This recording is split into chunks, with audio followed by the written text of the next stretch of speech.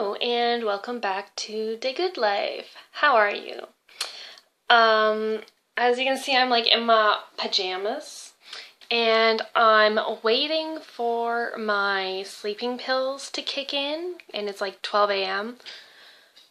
So I figured I would just make a video for you guys. So it's bedtime. So I thought, while I can't sleep, that I would finally make the video about having a pet in Korea. So my first year in Korea, I didn't have a pet, and it was my first time ever living without a pet at all. Like, I've always had cats.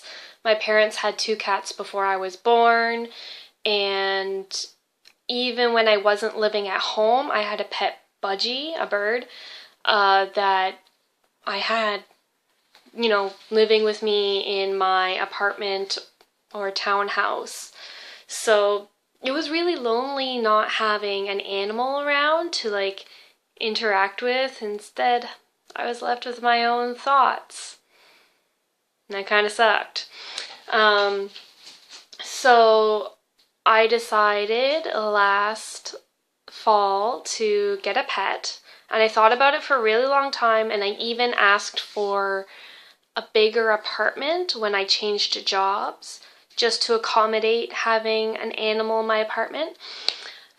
And I didn't really think much of it. I thought, oh yeah, cats don't really cause any damage. Cats are quiet. They do pretty well with living wherever for the most part. So I happened to hear about someone whose cat had a litter of kittens, and so I got my cat when she was 6 weeks old, probably way too young to come home with me, but the owner had convinced me that she was eating kitten food and she was fully weaned, and I was like, well, if you say so. So I brought her home too early, so she's not really properly socialized. Yay.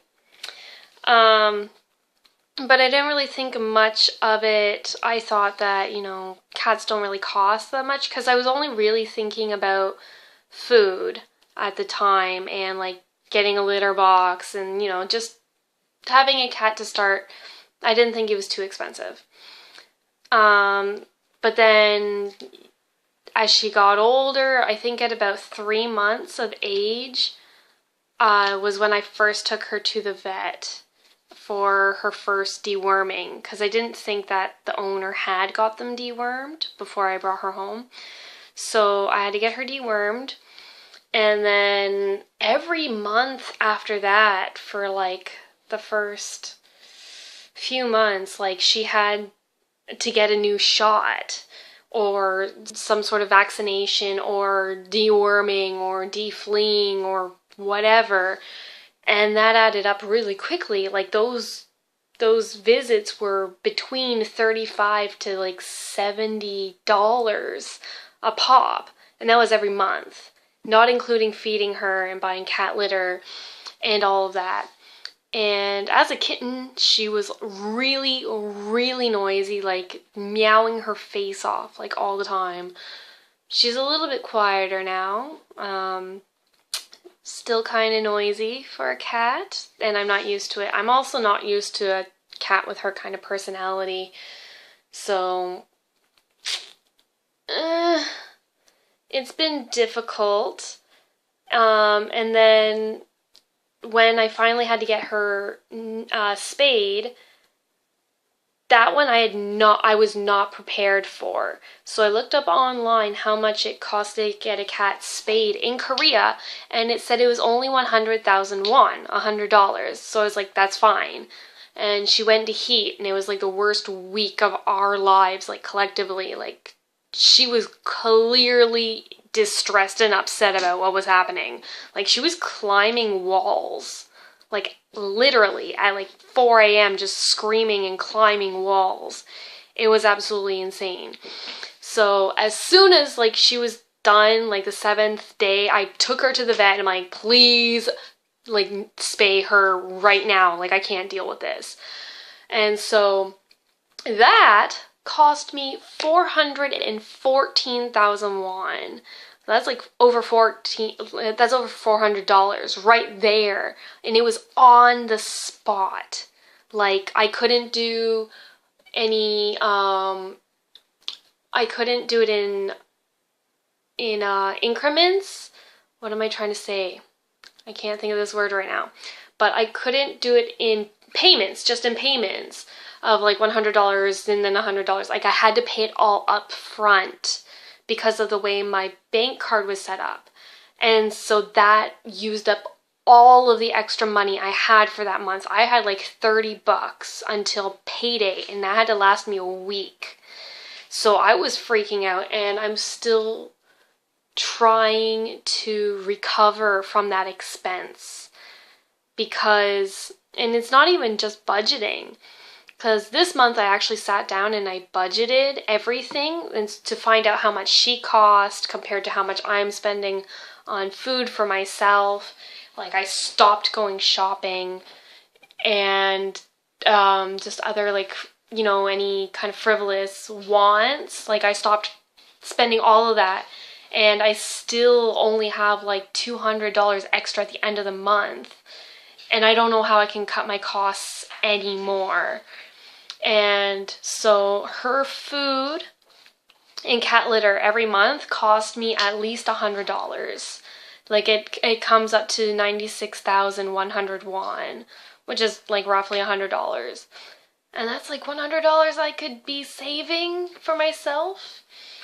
The other thing I kind of regret is she ripped out my window screens, which is awesome. So now I have mosquitoes and flies and other unwanted guests in my apartment all the time. And so she runs around the apartment hunting them and screaming, and it's great. So I have to pay to get the window screens replaced. I thought they were going to be a lot more expensive, but it turns out they're only going to be like 50,000 won, which is much cheaper than I thought. But that's still an extra expense that, you know, I don't want to be paying. So I kind of regret that. She's also ripped some of the wallpaper off of the walls, which is also awesome. This demon cat is like in the other room growling by herself.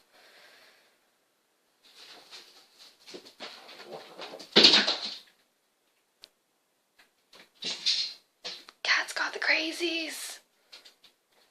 So, I can't fix the wallpaper that she's ripped off the walls. I just pretend it didn't happen.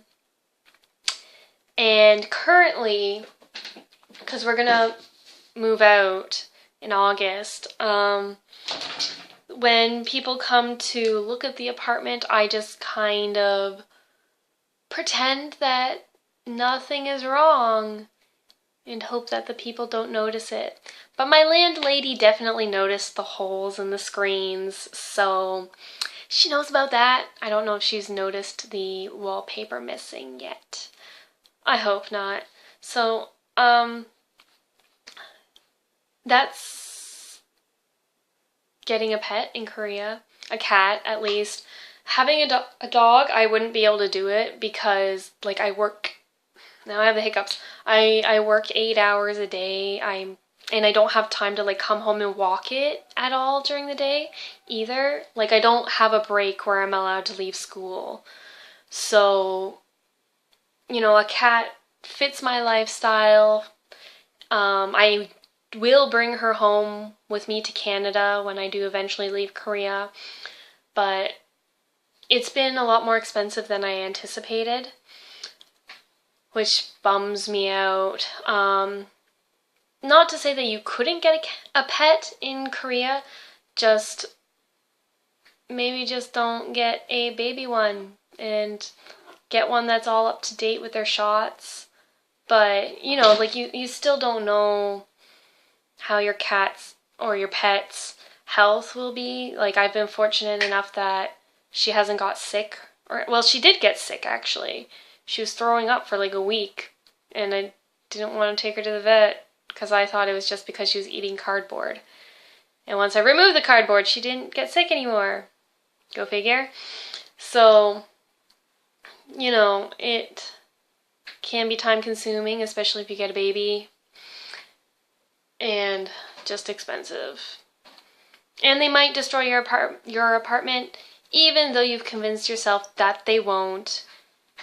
They might. And probably will. And then you'll kick yourself for it. So, maybe I can catch her. Come here. Vanya, come here. Ugh, come here. I'm making a video about you. And she just wants to attack me.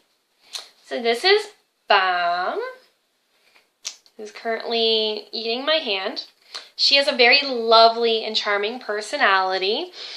Bam is the Korean word for knight or chestnut, and when I first got her, she could like fit in my hand. So she's pretty much the size of a chestnut. Well, it's nice to not be alone all the time. I have somebody to talk to and interact with, you know, and I don't have a boyfriend right now, so, you know, it does keep me from being lonely, just in the day-to-day, so. I guess those are the pros to having a pet. But on the flip side, it has been extremely expensive. So, I would say if you are very sure that you could afford it, go for it. If you have the space, go for it. If you have the time, go for it. But I think for myself, I probably didn't need a pet. I just kind of caved. So, anyways, that has been my experience with having a pet in Korea. I should probably try to sleep. So, I will talk to you later. Good night.